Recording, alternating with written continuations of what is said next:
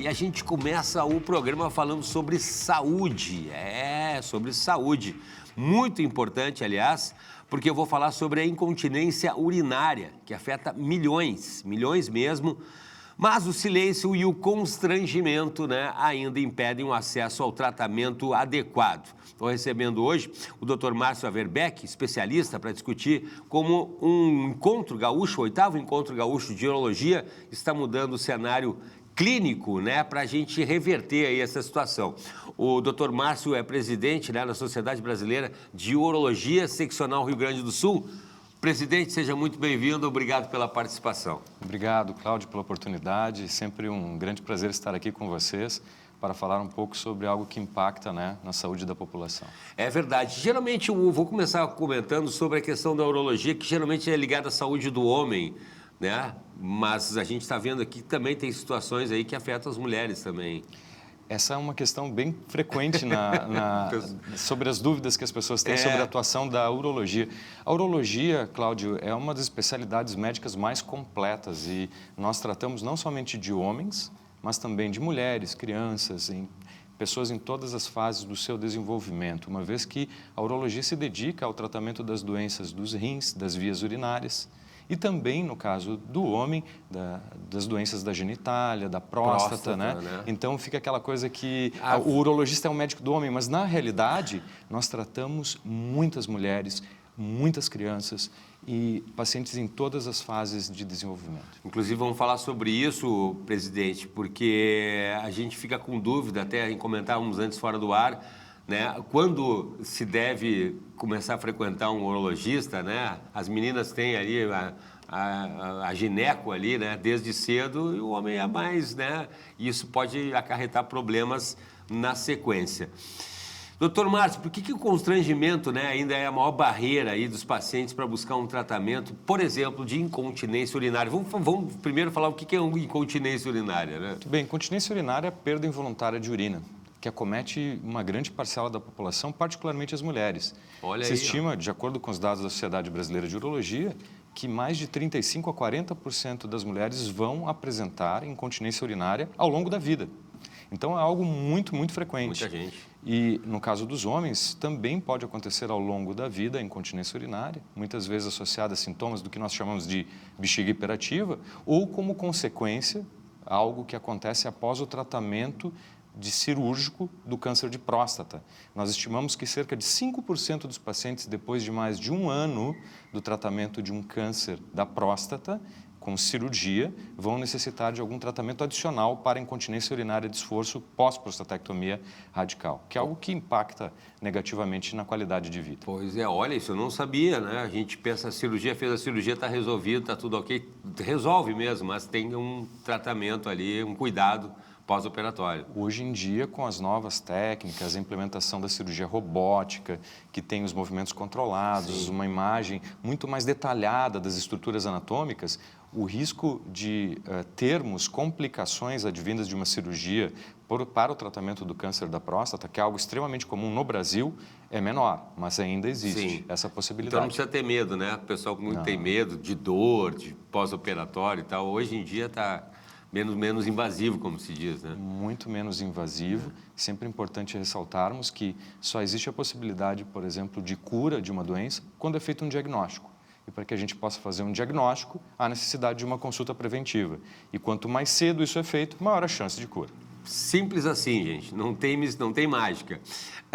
Quais são, doutor Márcio, os principais sinais de alerta, que a perda involuntária de urina deixou de ser um incômodo comum, Porque muita gente, foi só hoje, foi só amanhã, foi só numa situação e tal, precisa de uma intervenção médica. A gente falou, Quanto diagnósticos, visitas regulares, mas e quando isso não acontece, a pessoa tem algum sintoma, como é que acontece isso? Uma pergunta extremamente relevante, Cláudio, porque muitas vezes as pessoas acreditam que a perda de urina é algo que acontece naturalmente ao longo da vida, e nós sabemos que não é. Então, quando a perda de urina começa a gerar constrangimento, inibição, isolamento, quer dizer, as pessoas param de fazer as suas atividades sociais regularmente. Exatamente. O que eu ouço frequentemente no meu consultório, que muitas mulheres e homens que sofrem com incontinência urinária acabam até mudando a roupa que usam. eu vou usar uma roupa mais escura porque eu tenho medo que as pessoas percebam que eu tive um episódio de incontinência urinária. Que eu me urinei. Ou, às vezes, algo que nós ouvimos frequentemente também é que, como a minha tia, a minha mãe, a minha avó tiveram isso quando ficaram idosas, eu acreditava que isso era algo normal. Comum. E nós sabemos que não é normal. Então, na realidade, existem 3 fatores que nós identificamos na prática médica que levam as pessoas a não procurarem auxílio médico. O primeiro deles é o desconhecimento que existem tratamentos muito efetivos para a incontinência urinária. O segundo motivo é o constrangimento relacionado ao problema. E o terceiro motivo é a falsa crença de que a incontinência urinária é algo que poderia ser algo normal ao longo da vida da pessoa. Importante, importante, né? Também a situação, falando da saúde da mulher, doutor, o enfraquecimento do assoalho pélvico, né? Muita gente também não conhece, né? Falta de informação, né? As mulheres principalmente, né? O que é esse enfraquecimento e isso causa daí problemas também? O assoalho pélvico é um grupo de estruturas musculares e ligamentosas, né? Colágeno, que mantém os órgãos pélvicos na sua posição anatômica. E muitas vezes, quando nós pensamos de fazer exercício físico, e nós falamos dos grupos musculares dos braços, das pernas, e muitas vezes não fortalecemos o assoalho pélvico. E existem exercícios que nós, médicos, podemos orientar os pacientes a realizar, que podem fortalecer esses músculos, né? Muitas vezes nós trabalhamos em conjunto com outras especialistas da área de saúde, não só médicos, mas os enfermeiros, fisioterapeutas que atuam nessa área, também nos ajudam a orientar os pacientes como realizar efetivamente esses exercícios. E do ponto de vista de enfraquecimento do assoalho pélvico, particularmente nas mulheres ao longo da vida, como acontece após um trabalho de parto mais difícil, ou ao longo da vida quando na pós-menopausa o colágeno pode ter um déficit, um rompimento das estruturas de colágeno que mantém os órgãos na posição anatômica, a bexiga, a uretra, o canal da urina. Para a gente saber exatamente onde fica, né? Existe um descenso da uretra, do canal da urina, que leva a uma maior chance das pacientes femininas apresentarem esse achado que é a incontinência urinária. Então, mais uma vez a importância da visita regular, né? Ao urologista aí. No caso dos homens, né, a questão dos tratamentos de câncer de próstata, e muita gente confunde, eu vou perguntar para fazer uma consulta aqui com o doutor, câncer, no caso da próstata, no caso dos homens, câncer de próstata e aumento da próstata, são duas coisas diferentes, né, doutor? Completamente diferentes, e muitas vezes existe uma confusão, né, em relação a esses diagnósticos.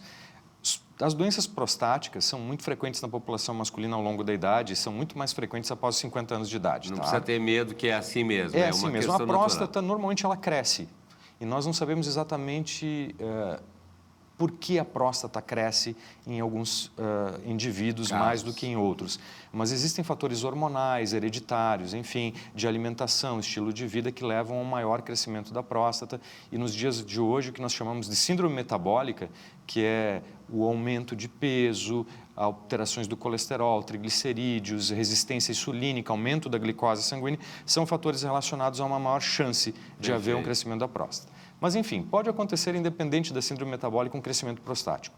E esse crescimento prostático benigno é extremamente comum.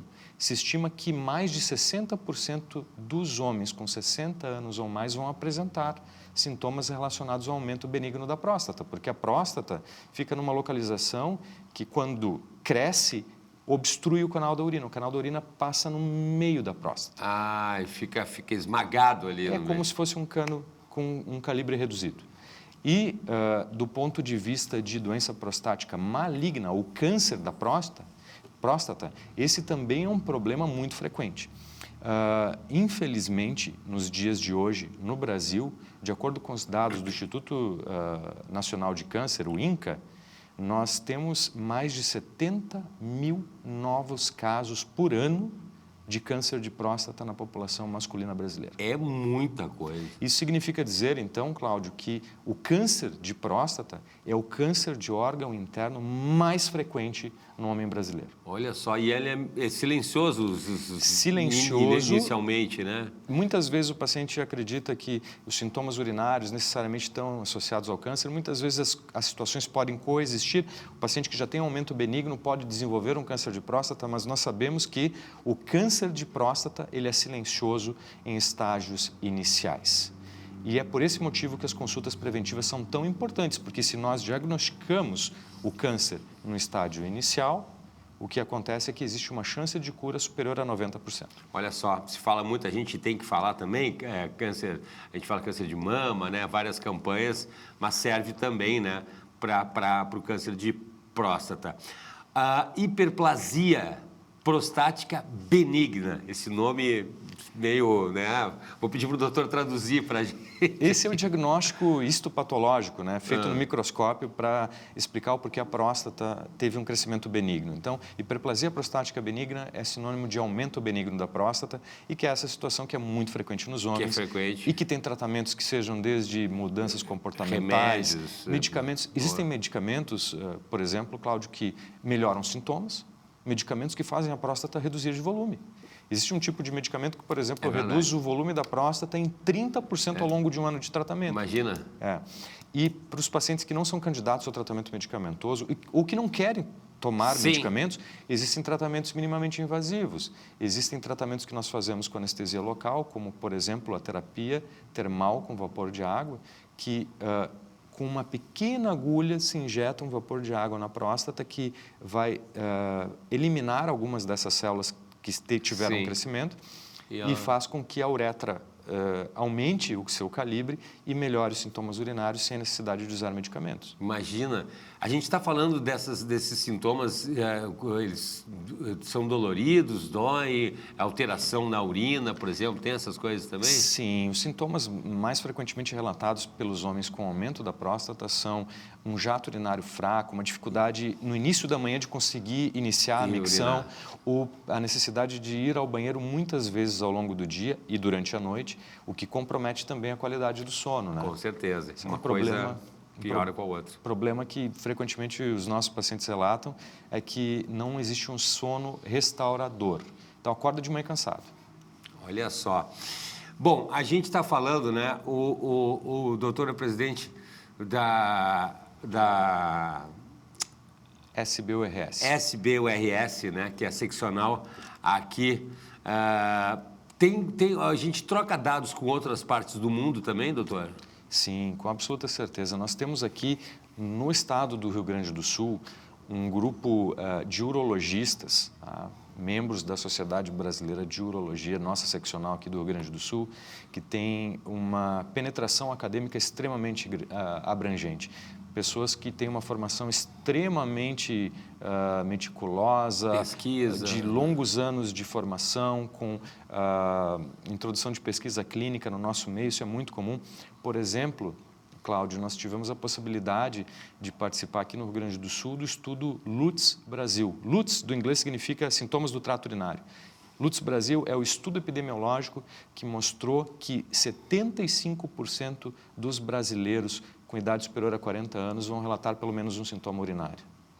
E se estima, a partir desse estudo, que é o único estudo de base epidemiológica do Brasil, quer dizer, que avaliou pacientes em todas as 5 grandes regiões geográficas do Brasil, incluindo a região sul, aqui em Porto Alegre, que 1 em cada 4 brasileiros com idade superior a 40 anos vão sofrer com bexiga hiperativa, que é uma síndrome clínica caracterizada por uma urgência para ir no banheiro. A pessoa precisa correr até o banheiro, muitas vezes deixa de sair de casa quando tem uma atividade social por não saber se vai ter um banheiro disponível.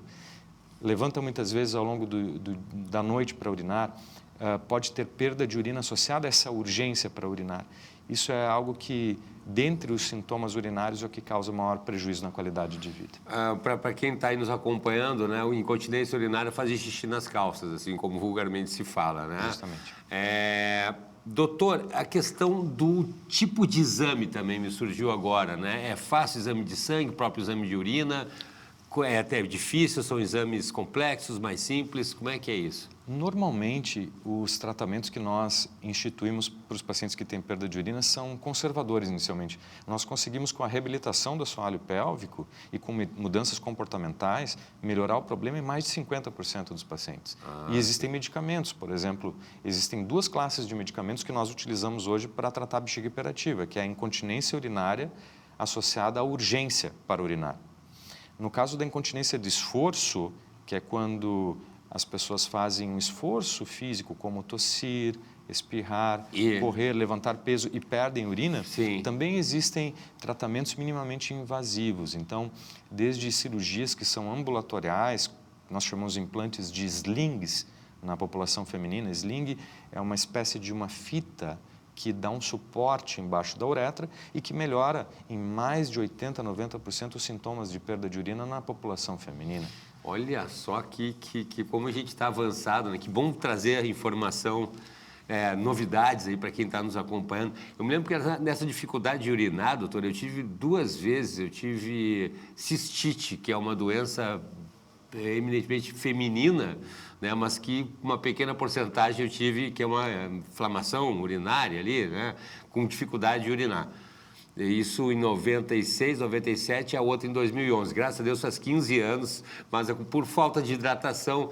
Mas eu estou falando isso pela questão dos diuréticos, né? Daí eu não conseguia fazer xixi, doía. Era carnaval, me passei na falta de hidratação e a outra vez era também mais ou menos um verão.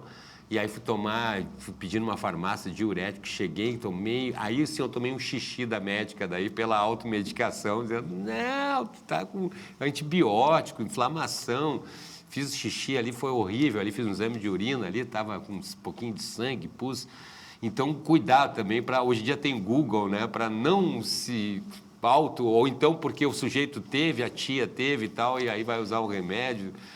Hoje em dia, Cláudio, nós temos vários antibióticos que podem ser utilizados, né, para tratar as infecções urinárias, que é um outro problema. Sim. Né, e que é mais frequente em quem tem perda de urina também. Olha aí, pela questão da proliferação de bactérias que existe. Pela falta de circulação ali, de urina. Ou pelo uso, por exemplo, de absorventes, de proteção ali. É muito comum, né, quem tem perda de urina em algum momento da vida acaba usando um absorvente para evitar o extravasamento da urina, né? Sim. E a utilização desses absorventes pode gerar uma proliferação de bactérias que levam a um risco aumentado de infecções urinárias, particularmente nas mulheres, sabe? Mas também pode acontecer infecção urinária nos homens e é muito importante, sempre quando tem uma infecção urinária no homem, investigar uma investigação mais abrangente, porque é muito mais comum a infecção urinária no público feminino, tendo em vista que o comprimento da uretra é de cerca de 4 centímetros, enquanto que no homem é muito maior a uretra. Sim. Né? Olha aí que então, bacana. Tem uma questão anatômica também que é muito importante. Dos 2 gêneros, isso é interessante. Doutor, para a gente concluir, vamos falar sobre esse encontro também aí, né? Quando é que vai acontecer, como é que vai ser, para quem quiser acompanhar. O Encontro Gaúcho de Urologia, na sua 8ª edição. Olha aí. É o nosso congresso organizado pela Sociedade Brasileira de Urologia Seccional Rio Grande do Sul, SBURS, da qual eu tenho o orgulho de ser o representante como presidente na atual gestão. Este congresso, ele já é um evento tradicional da urologia gaúcha e pela primeira vez vai contar com a participação de palestrantes internacionais que vêm representar, por exemplo, a seção de urologia funcional da Associação Europeia de Urologia. Então, nós vamos ter o professor Enrico Finazzi Agrò, que é um médico da Universidade de Roma, que vem para compartilhar os seus conhecimentos aqui no Rio Grande do Sul. Esse evento acontece nos dias 16 e 17 de outubro, lá em Gramado. E nós estamos muito contentes em poder receber o professor Finazzi Agrò lá em Gramado, juntamente com o professor Imer Noyola, que vem do Hospital Siglo XXI da Cidade do México e que vai trazer um modelo de treinamento para estudos urodinâmicos. A gente estava falando sobre diagnóstico, né? O estudo urodinâmico é uma modalidade de diagnóstico para que nós possamos entender melhor o porquê acontecem sintomas urinários ou a perda de urina em pacientes selecionados. E este colega lá do México vai trazer um novo modelo que foi desenvolvido para treinamento de médicos, para que nós possamos melhorar ainda mais o nível científico, tecnológico e de atendimento à população gaúcha, tendo em vista esse evento. Que bacana. Vai ser quando, doutor? 16 e 17 de outubro em Gramado. Que maravilha, né? Presidente da SBU, da Sociedade Brasileira de Urologia, secção aqui do Rio Grande do Sul, Dr. Márcio Averbeck, muito obrigado pela participação.